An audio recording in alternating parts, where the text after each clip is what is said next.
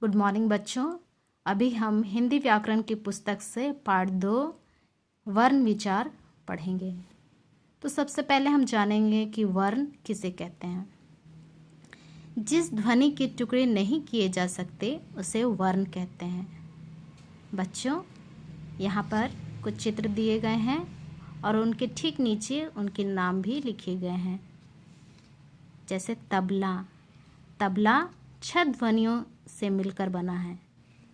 त, अ, ब, अ, ल, आ। गुलाब 6 ध्वनियों से मिलकर बना है। ग, उ, ल, आ, ब, अ।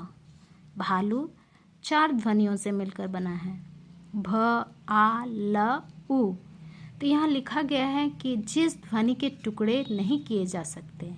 बच्चों, ये सभी ध्वनियाँ हैं और इनके टुकड़े नहीं किए जा सकते। इन्हें हम वर्ण कहते हैं। समझ गए? वर्णों को अक्षर भी कहते हैं। वर्णों के 2 भेद हैं, एक है स्वर वर्ण और दूसरा है व्यंजन वर्ण।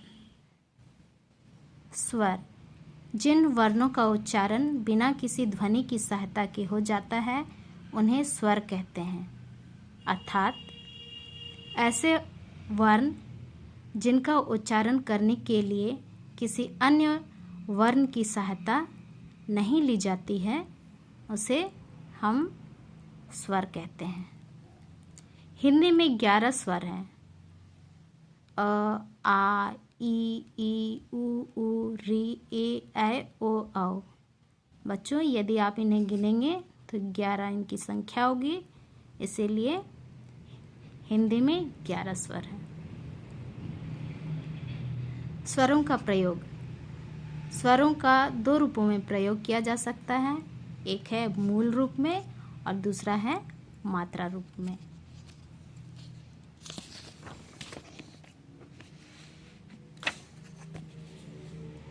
मूल रूप में बच्चों, यहाँ स्वरों का मूल रूप दिया गया है और उनसे बने शब्द भी दिए गए हैं। इनका प्रयोग मूल रूप में किया गया है शब्द बनाने के लिए। जैसे अ से अनार, आ से आम, छोटी से इमली, बड़ी से ईख आदि। मात्रा रूप में स्वरों को व्यंजनों के साथ लिखते समय स्वर पूरे नहीं लिखे जाते, बल्कि इनके चिन्ह व्यंजनों के साथ लिखे जाते हैं। स्वरों का बदला हुआ यह रूप मात्रा कहलाता है। अर्थात स्वरों को व्यंजनों के साथ लिखते समय स्वर पूरे नहीं लिखे जाते हैं। इन्हें जब व्यंजन के साथ लिखते हैं तो ये पूरे नहीं लिखे जाते, बल्कि इनके चिन्ह व्यंजनों के साथ लिखे जाते हैं। इनके चिन्ह जैसे आ का चिन्ह इस प्रकार है, तो स्वर पूरे रूप में नहीं लिखे जाते हैं, मात्रा रूप में लिखे जाते हैं। और स्वरों का बदला हुआ यह रूप ही मात्रा कहलाता है। यानी स्वरों के चिन्ह मात्रा कहलाते हैं। ये सभी स्वर हैं और ये उनकी मात्राएं हैं। बच्चों, यहाँ ध्यान देने योग्य बात यह है कि अ की कोई मात्रा नहीं होती है और यह प्रत्येक व्यंजन में छिपा रहता है। व्यंजन, जो वर्ण स्वर की सहायता से बोले जाते हैं उन्हें व्यंजन कहते हैं। अर्थात ऐसे वर्ण जिनका उच्चारण करने के लिए स्वरों की सहायता ली जाती है उन्हें व्यंजन कहते हैं। जैसे क, ख, ग, घ, अंग, ये सभी व्यंजन हैं और इन्हें बोलने में स्वरों की सहायता ली जाती है।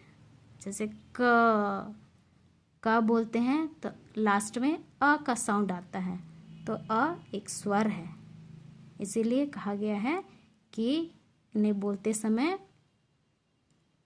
स्वरों की सहायता ली जाती है। हिंदी में 33 व्यंजन हैं। क से लेकर ह तक आप गिनेंगे तो इनकी संख्या 33 है।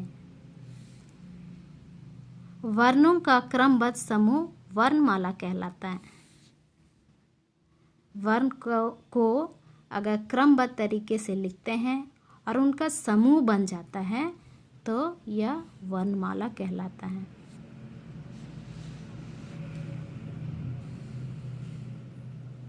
अक्षर, त्र, ज्ञ, श्र संयुक्त व्यंजन है। ये दो वर्णों के मेल से बने हैं। जैसे अक्षर 2 वर्ण के मेल से बने हैं। क, श, ये 2 वर्ण हैं, इनके मेल से अक्षर बने हैं। त्र, त, र, ये 2 वर्ण हैं, इनके मेल से त्र बना है। ज्ञ, ज, य, ये 2 व्यंजनों या वर्णों के मेल से बना है। श्र, श, र, 2 वर्णों के मेल से श्र बना है। बात समझने की, अंग और अयोगवाह है, अर्थात अंग और अ ना तो स्वर है और ना ही व्यंजन, ये अयोगवाह है। इनका स्वतंत्र प्रयोग नहीं होता है। ये सदैव स्वर तथा व्यंजन के साथ प्रयुक्त होते हैं। जैसे अंग की मात्रा ये है, अह की मात्रा विसर्ग है और उससे बने शब्द है, अंग की मात्रा से बने शब्द है कंस, जंग, रंग, तंग आदि। इसका उच्चारण नाक से होता है। विसर्ग से बने शब्द है प्रातः, नमः, छ, शनय आदि। इसका उच्चारण अह होता है। इसे अनुनासिक या चंद्र बिंदु कहा जाता है। इसका उच्चारण मुंह और नाक दोनों से होता है। और चंद्र बिंदु से बने शब्द है हंस, गांव, बांस, छांव आदि। हलंत, अस्वर रहित व्यंजनों के नीचे हलंत यानी एक तिरछी रेखा का प्रयोग किया जाता है। जैसे लट्टू, लट्टू में ट के नीचे हलंत दिया गया है।